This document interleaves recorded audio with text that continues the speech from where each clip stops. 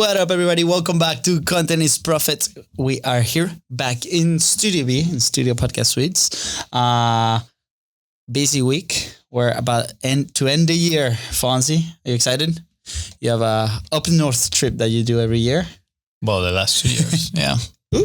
About to go be cold for a few days. Call up in. So if you're in Virginia, send them a text. Yeah, I won't go and see you. No, I'm kidding. But yeah, last week we had a couple of events they were pretty cool. On Wednesday we had a Jacksonville podcasters meetup, and like right before that we had our incredible Podmatch Elite Mastermind, and that was cool because that discussion we talked a lot about what are the latest trends and how do we help platforms grow. Yep. And there were about 12 experts in that room, and that was pretty cool. Some of the biggest producers in the podcasting space. And it was interesting, the conversation, right? Like everybody had their own points to add. So what we're going to do today is we're going to talk a little bit about those points and how can you grow your own platform. Yes. Yes. Mm-hmm. There we go. Was that a legit intro? Legit enough. Legit enough. Okay. Well, thank you. Let's do it. If you're listening, let me know. Yeah. It's a cool mastermind with very knowledgeable people. You'll be proud. I took my notes in pen. I wrote them down. Not typed. Part of you. I typed them. You typed them. Oh, now we're flipped. Anyways, what was your maybe your biggest one that you saw that you're like, wow, that's pretty interesting. That may be something that we might be overlooking. Honestly, this is gonna sound a little coincident, but it's like I feel like we've heard it all. Again, we're obviously we spend a lot of time in this space, but none of them were new. If anything, and again, this is gonna sound super coincident, I think reinforcing some of actually seeing their answer to some of the hypotheses, or observations that we've made in the space was my biggest takeaway, right? For me personally, when, everybody was talking about, retention and obviously consistency, maybe a little more strategic on, podcast swaps, ads, etc.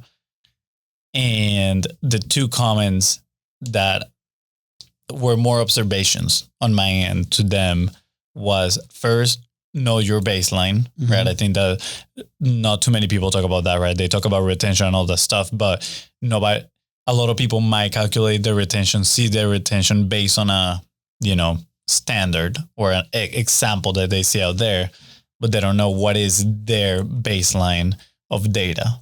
When I mentioned that, you could see everybody in the room was like, yes, absolutely. Yes. You got to know your baseline, meaning what are your numbers, right? Like track your data for a couple of weeks, for a month. And then, those are your baseline to do better. After that, you can set your goals and say, okay, I'm going to improve my retention rates by 5%. How can I do that? And, now it's an accessible goal for you and what you're targeting to do better. Yeah. What are some of those base numbers, or what are some of those numbers that people should be measuring, right? When it comes to, long form or short form in this case? I mean, the main thing in here with people was the retention is the most important one, right? Because the more people listen to your episodes, then the more visibility your episodes are going to get, right? It's probably going to get recommended a little bit more. Although it's still kind of iffy, the whole, discovery of how the podcasting algorithm work, and people are trying to figure it out. There's not too many recommendations and all that stuff. But again, retention is what you want. Another thing that is important to clarify is that podcasting is not a platform for growth. Yes, growth can happen, but it's not a platform that people should go into with the objective of, I'm going to create a massive audience. Objective number one should be, I'm going to cultivate a community. I'm going to nurture the relationships that, already have the immediate relationships, first degree. And then that first degree relationships can, recommend your podcast to other people, and therefore you can grow. So again, as per stat, what the most important is, the most important one is retention, right? And then listens, obviously. Are people actually interested in what you're putting out there, right? Are your titles generating curiosity enough for people to want to click on the episode and then listen to the first couple of minutes? And then your retention is going to tell you whether you're delivering or not. Yeah. I think that piggybacks off of like probably what was my biggest takeaway, right? Like when Seth was talking about the new features of Spotify as a podcasting platform. And I've got the chance to now play with a few of those and kind of dig deep. And, they manage they run the strategy behind Alex Hormozi's podcast, Leila Hormozi's podcast, and they have pretty interesting data. So I was also listening to a recent interview with the Spotify CEO, and the guy that was interviewing him, he said like, hey, YouTube kind of accidentally became a podcasting platform, right? Like for new podcasters, it's crazy. Like they think YouTube as the main podcasting platform. Yesterday, we just had to call somebody that they don't even want the audio side. They just want to publish on YouTube. And this is what's interesting, right? Because Spotify as an audio platform, total different model, now is competing with YouTube for the podcasting market. And one of those new features that they're doing is like you can actually upload your videos to Spotify and they will be playing as videos. And one of the things that they said is like, okay, they're rewarding a lot of the shows that are providing with the video itself, right? It's a new way to consume content. So they're really going after that market. So for me, that was pretty interesting because until then, we just published the audio on Spotify and it was like, okay, let's start testing. Can we do the video also in there? We're already producing it for YouTube. And on top of that, you can also create different clips that you can add to that episode. And that's a feature for people to discover you. So they actually process the clip and then supposedly they're going to drive traffic to it. Here's the thing. Like, obviously that is very tactical, but like Fonzie was saying, focusing on obviously, are people going through to your podcast, right? So looking at your 7-day data, like after you post an episode, what are those numbers? Going back to your baseline, what is your 7-day data baseline? What is your 30-day base data? And then you can start making adjustments to make it better. After that, what I think is, I don't know if you've logged into the back end of Spotify or Megaphone where we publish the show, but it gives you a pretty good funnel on like, how do you get discovered? Where do you get discovered on Spotify? If it's by recommendation or by homepage, and then how many people transfer from looking at your cover or your show into your show. So those are all these benchmarks that now with that platform specifically, you can start looking at, and I'm pretty sure other publishing platforms are going to start catching up, right? For us specifically, Apple Podcast is the main traffic, is about 60% of the traffic, right? So you can go to, the Connect backend and you can still see some of that data and start improving based off of that. Yeah. I think the advantage of using the new features is the fact that the platform itself wants to test them. So you might see your podcast or your content being rewarded with, more visibility due to the fact that you're using those features. Now, if I look at that, my first thought is, well, I don't really go on Spotify to scroll through clips, like that's not what that app is for me, it's not, and again, I know this is, but it's not like a social media where you see clips popping up. It's almost like a recommended. Have you seen it? Have you experienced it yet? No. I've seen that. I've actually, Spotify has a swipeable, like feed. Real like feed.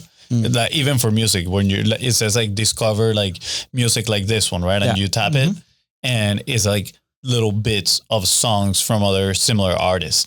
And again, I just found that out because I was like looking at some stuff, but as soon as that popped up, I was like, I don't want another scrollable doom scroll feed, But again, my point here was, sure, take advantage of those. If it doesn't add friction to your process, right? If you have the capacity, we talk about that on our episode of the Publishing Pyramid. If you have the capacity to do so, sure, you can test it out. If it's going to add, a lot of friction to your process, probably it's not wise to do that. Yeah. Apart from that, right? Like one of the biggest indicators that they're looking at is retention rates, like you mentioned, right? And what they saw was a direct connection of retention with the platform promoting your show, right? It's almost like the YouTube aspect, as in like the more people watch your video, consume your content, it tells the platform that people are enjoying that, and then they're going to help you promote it natively inside of that platform, right? So again, for those specific examples, we talk YouTube and we talk Spotify, but kind of top level, right? Like a lot of the strategies that we've heard, for example, the podcast swaps, if you can interact with that. Obviously, can you put your message in front of somebody else's audience, right? That those could be ad reads, those could be like intro swaps, those could be full episode swaps, those could be mid rolls, end rolls, pre rolls, right? A big indicator, obviously, try to find shows or publications like newsletters, for example, that translate into podcast listenership. Maybe promoting your show in a different medium that maybe most of the consumers are not familiar with podcasting, that will reduce your chance to do it. So it's like, okay, where is your audience, right? Where is that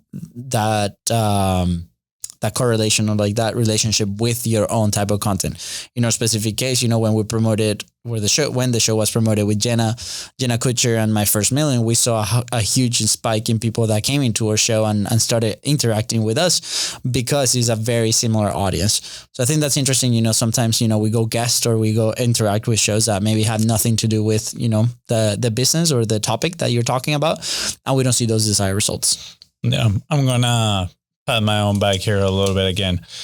Another one of the observations that I, share with the group, and I saw them saying, actually, that is true.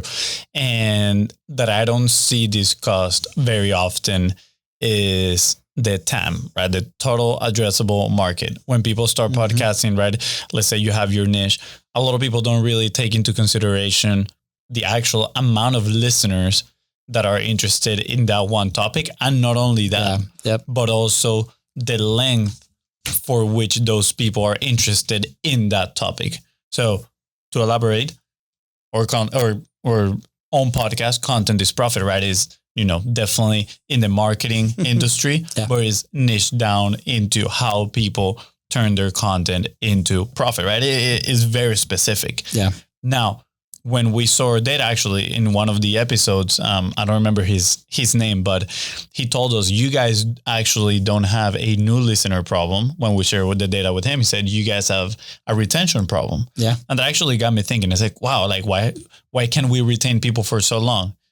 And one of the thoughts that arose was, well, because we're retention, for the most part, as in listeners staying with the podcast for a long period of time. Correct. Like not per episode, but like they're from one episode to another. Us being in their podcast list. Exactly. I guess. So listening consistently to our podcast. Correct. And when I started thinking about it, it was because, or at least the observation that I had is because we were a very niche down podcast. So you listen to, let's say 5-10 episodes, and you really get a good grasp of the foundations and the principles, right?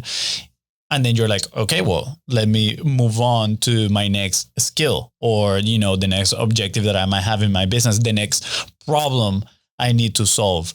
Because in here, obviously, we highlight those principles about, turning your content into profit through the interviews that we do with different entrepreneurs. And even though they might have different mediums with which they turn their content into profit, at the end of the day, the principles that we highlight and that we talk about, they're very consistent throughout the 500 episodes that we have. So, of course, when you see it that way, you're like, well, makes sense why people don't, listen to 100 of our episodes, and they binge them all, right? And they just come and listen for a few, and then after they get those principles, they move on. Now, which, by the way, you can get them at bizrus.co/monetize. Go ahead and download those frameworks. They're there for you. Yeah. Right. But what I was going to say is that, well, if you have a type of business like that, then you might want to start thinking on, okay, well, how do I leverage those episodes when people come in? And that's when it's important for you to have your call to actions, where are you redirecting people, are you getting their information, etc. So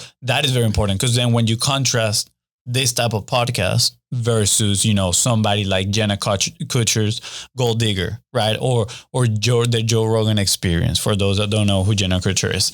Those are more personality-based podcasts. Like Joe Rogan talks about any topic that he might be interested in. He's following his curiosity, and therefore the audience kind of like attached in a journey with him, right? They're not just learning about one single topic. He might have a series of 5 episodes back to back where he's talking about politics, and then he go on talks about neuroscience, right? And that obviously I think has a higher rate of stickability, if you want to call it that way, right? For the listener.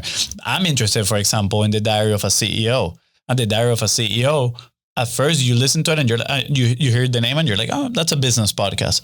But in reality, he's transitioned not just from a business podcast. He has business experts in there, great CEOs, very big personalities in business. Yeah. But then he also talks a lot of, he follows his curiosity and he looks for guests that maybe they're talking in the health industry, all these other topics, which makes it very, very interesting to follow. That's kind of, we've talked about it before. There's a little tangent, but we've talked about potentially having another podcast that allows us to do that. Because again, content is profit. It's that niche down podcast, but we want to have something that allows to kind of talk to a bigger audience, but at the same time, follow our curiosity and learn about other things. So again, keep in mind your total addressable market. And if you don't have huge rates of stickability, I'm going to call it like that, stickability within your podcast, right? That people stick from one episode to the other for a very long period of time, then you got to make sure you're leveraging the time that you have with them to capture that attention and redirect it to whether that is your offers, your email list, whatever it is that you're doing to promote your business. Yeah, no, absolutely. I mean, I think part of it is we try to get all this right before we start podcasts, right? For those that are brand new or bigger platforms, right? We try to figure this out before launch because obviously you are about to put in some resources into it, right? You might be your time, it might be your money. And I think if you are brand new, there's a lot of value to start testing and putting your message out there to start seeing these data, right? And your first podcast is not going to be your last podcast. I promise you that. Or your first piece of content is not going to be the first concept, the last concept, sorry. So I would encourage you to start testing it out. If you already have a running podcast or a running platform, go back and look at that data. When was the last time that you saw that data? And how can you start improving, right? We're talking about the relationship between that with a sales process, right? Like if you run a sales process, you have, discovery call and then put them on a call, and then after the call is like, did they close or not close? So did the people show into the call? If they don't show up to the call, we cannot talk to them and ask the questions that we need to ask. So what are those almost like bumps that you see along the side so you can start improving? It's like, how can we bring people into the show initially? Perfect. Out of these 100 people, how many actually listen to the episode? Out of those that listen to the episode, how many stay till the very end?